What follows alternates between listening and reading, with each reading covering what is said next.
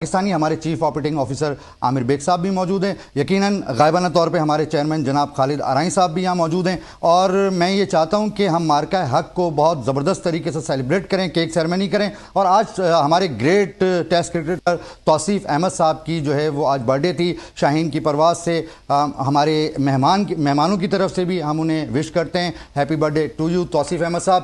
اچھا، میں چاہتا ہوں آصف بھائی جلدی سے میرے پاک افواج کے لیے ایک میسج.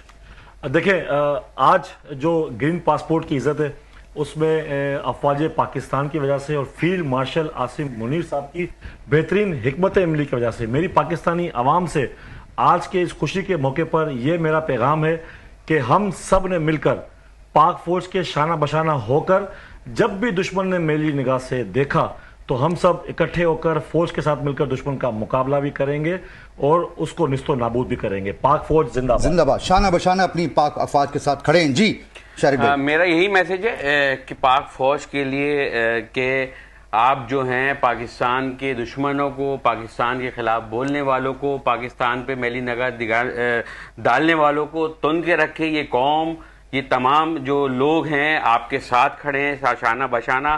دشمن کو کبھی بھی کامیاب نہیں ہوں گے. عوام کی جو ان کی سازش ہے کہ عوام کو فوج سے لڑوائیں، یہ ہم کبھی ہونے نہیں دیں گے.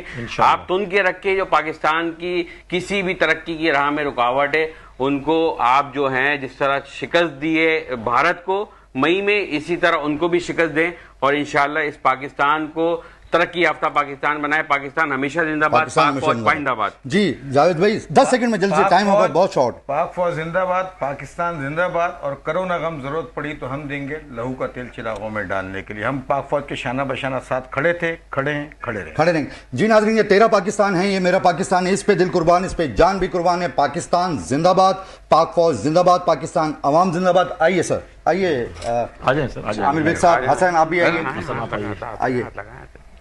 پاکستان زندہ باد، پاک فوج زندہ باد، پاکستان عوام زندہ باد.